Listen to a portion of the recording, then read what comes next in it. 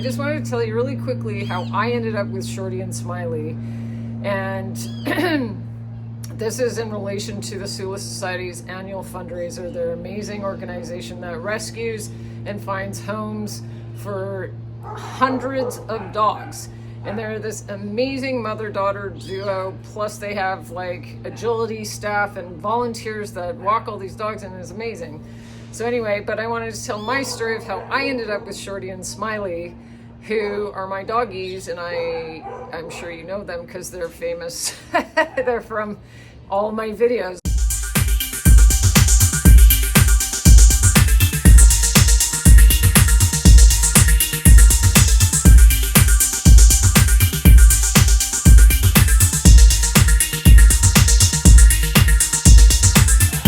So I used to see these two wandering around this place, like down on the river, and a lot of people helped take care of them.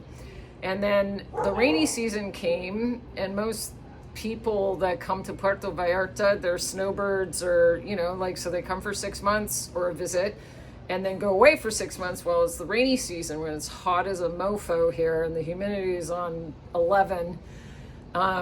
So when everyone left town, and it literally is like a max exodus, I stayed for the summer because I'm nuts. And so I ended up starting to, I took over the feeding of Shorty and Smiley. And at the time, they've literally had many, many names. Their original names were Laika and Nino, if you wanted to know. And then some people called them Mork and Mindy. Some people called them Patches and Brownie. They had all sorts of names, but so I ended up just like, they were still on the streets, but I gave them food. And then eventually I was house sitting for a friend, and I eventually let them like come in and hide inside the garden underneath a thingamajiggy, because it was pouring, like monsooning here in the summer, like it's like bad. And imagine poor little Shorty, you know, like out on a slab. They were sleeping on like a cement slab up behind the house there. So eventually, it's a long story short, I ended up having to move here, and I don't know why I'm telling you this story, and my voice is all scratchy, but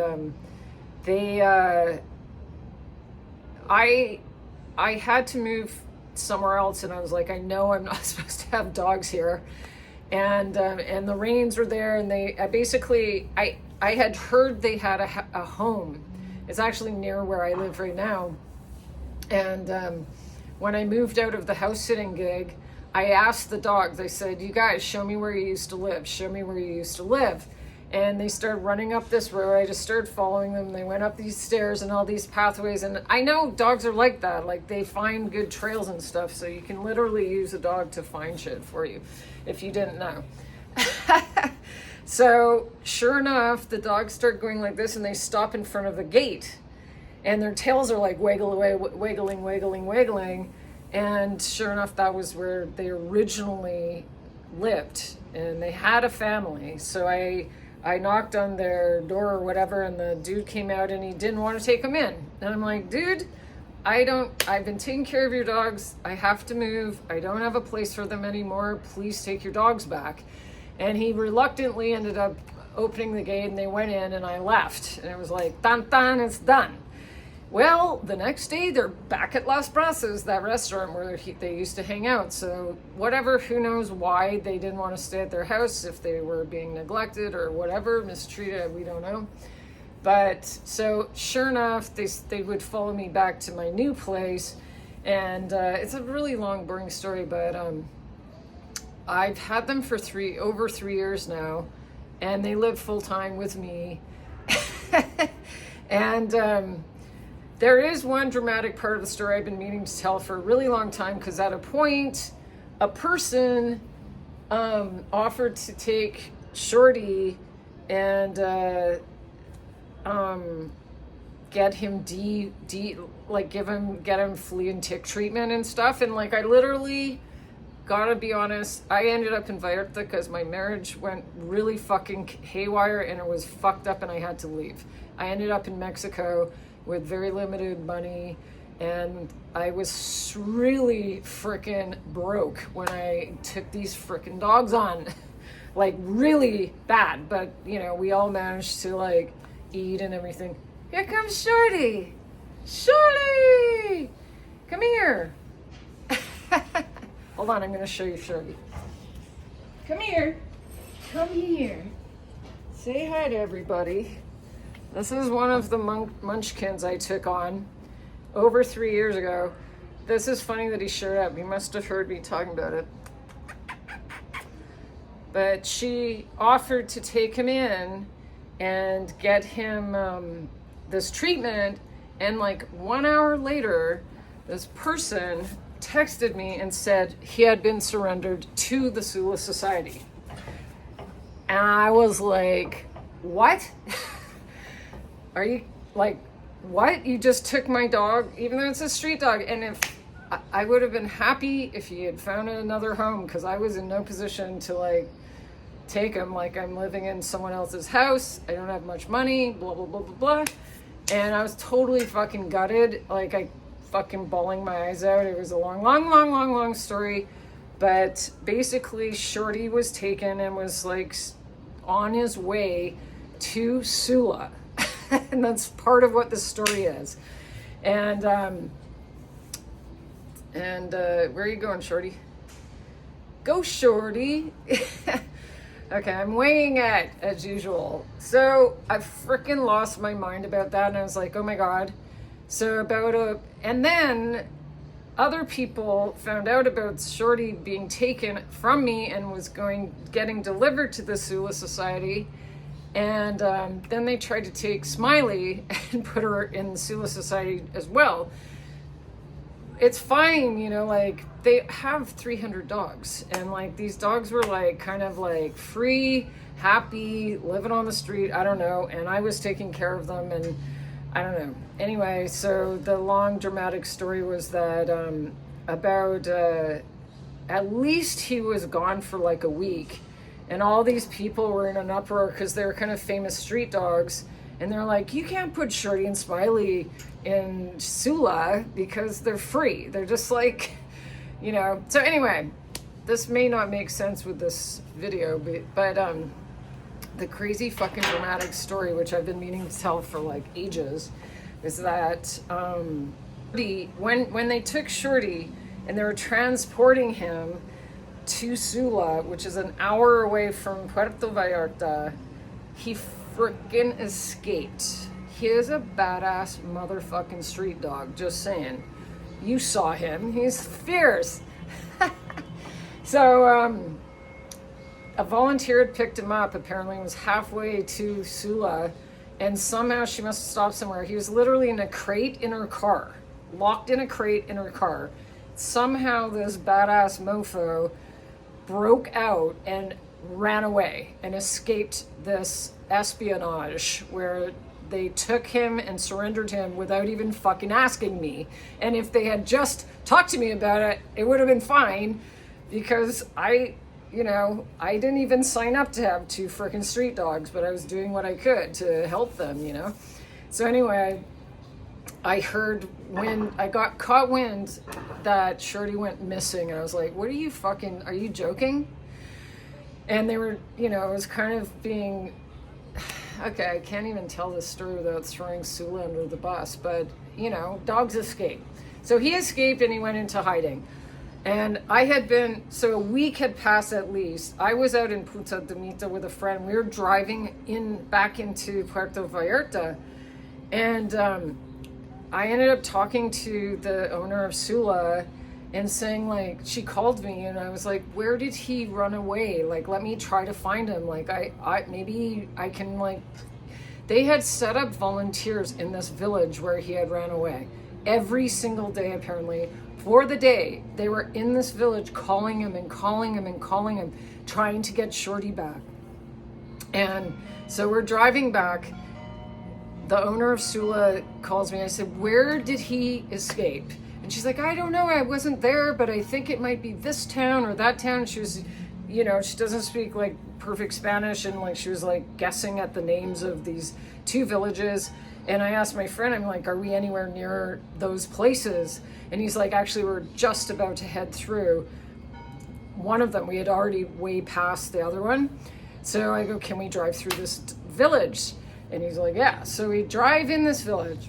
It's a dusty village in the middle of nowhere. Mexican, dusty, old school Mexican village, middle of nowhere.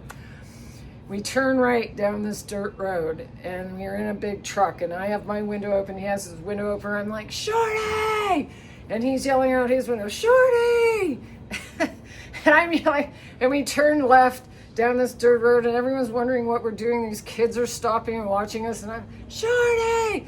The other guy, Shorty, Shorty! And he turns left again, and I yell, Shorty! All of a sudden, and I'm not making this shit up, I hear Shorty screaming his freaking head off. We just fucking found Shorty! We found Shorty! What are the odds? It's so crazy!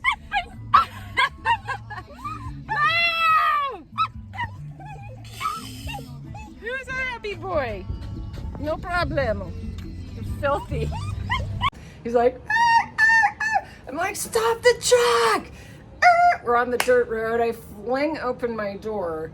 Shorty runs up, and it's like he's been surviving the frickin' streets of Brooklyn by himself. He's frickin' dehydrated. I think someone put a cigarette out on his back because he had like a mark on his back. He was covered in dust. He was totally screaming his head off, and I'm going to show you footage of this because I have it. And so they had people in that village set up for a week, and he would not come out for him. And guess who he came out for? Me! So I guess we're meant to be together is the point. And we have been together ever since. We got Shorty back. Someone rescued Smiley, prevented Smiley from going there as well. And I mean, some dogs have been there for a really long time, and Smiley may have ended up getting stuck in there, you know, because there's just so many big dogs, but like the smaller ones are easy to adopt out and stuff. Anyways, that's a bit of the Shorty and Smiley story. And the point is Puerto Vallarta, this is a really long freaking clip, has so many amazing programs to take care of the street animals, especially the dogs. So I used to live in Los Cabos, and they're like, the dog situation there is so messed up and depressing and awful, and they don't have the programs like Vallarta does. And Sula is one of the main rescue organizations, and they're so amazing. They work fucking tirelessly, endless. I don't know how they do it, because seriously, it's so stressful and emotionally taxing and everything. So that's my story. I've had Shorty and Smiley ever since. I'd be lost without them. They've totally been the most amazing companions, and they've changed my life and protected me and like shown me lots of love. And like, seriously, they drive me nuts because it's a lot of work to have two dogs. And but you know, we're a pack of dogs. I always say to people, the three of us are a pack. And if you are looking for an animal, go check out the Sula Society page, and there's many other shelters that bring in dogs and adopt dogs out as well. So if you're looking for a hound dog, and like I'm telling you, these people, they need, for one, they need financial help, because they literally need beds, leashes, collars, food, like veterinary supplies. They have this giant space that they must be paying for. You know, like they need helps so they can help all of these beautiful creatures, you know. And they literally, it's like a no-kill shelter. So they just keep, it's amazing what they're doing. If you love animals, you got a couple extra bucks, I highly recommend you get in touch with them and make a donation if you can. Or go get yourself, you know, you might need 3 or 4 or 5 dogs. Or one dog. One big dog or one really small dog or something. Go look at their website. Go look at Facebook for the Sula Society. And see where your new best friend is waiting for you. And they arrange flight angels. They'll take care of the whole freaking thing. All of the shots, all this, that, the spay and neuter, and get yourself a dog. I got 2, and I have a million cats outside too. But anyway, so that's the story. I thought I'd tie it in with the Sula Society Fundraiser, which I was gifted a ticket to go and, you know, get dressed up and enjoy a nice evening with all these fancy people. And that's the story. And thank you for listening. Adios. Get yourself a dog. Andale. I am. We're heading down these treacherous stairs and gowns. Heading to the Sula annual fundraiser out in Puerto Vallarta. And that's that. Let's go. Hey everybody, we're in a cab together. Here I am with Tanya. And we're heading to Santo Coyote in Marina Vallarta for the Sula fundraiser, annual fundraiser. And let's see what happens. Got anything to say? Nope. Okay, bye. Thank you.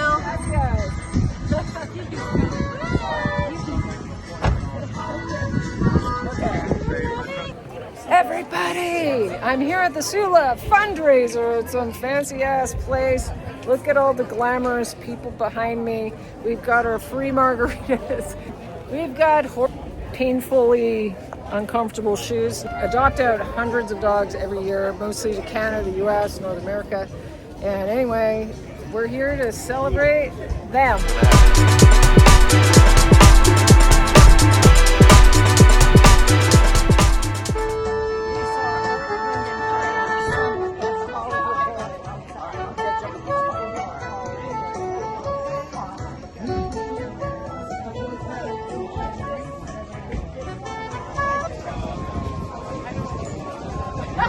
My family is there. It's too small.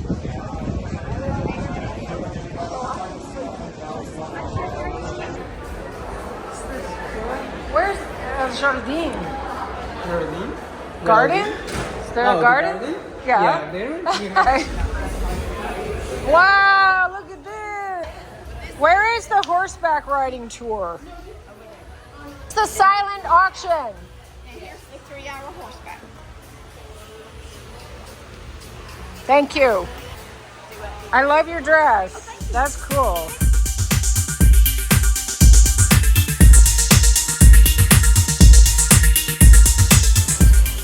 I think we've got ourselves a serious buffet situation.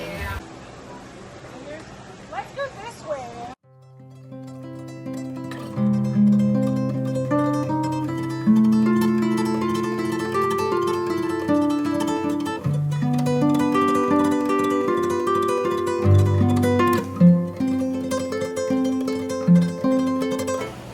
Yes. I know. Wow.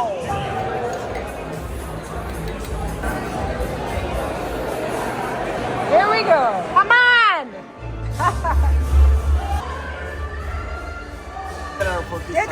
Is there any food left?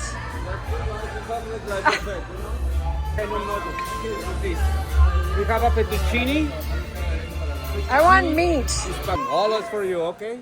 Gracias. We're waiting ¿Cómo for te you, llamas? Santiago. Ándale. Gracias. Aquí. Let's go this way. ¿Por qué no? What do we got here? Good job, Audra, whatever you did for that.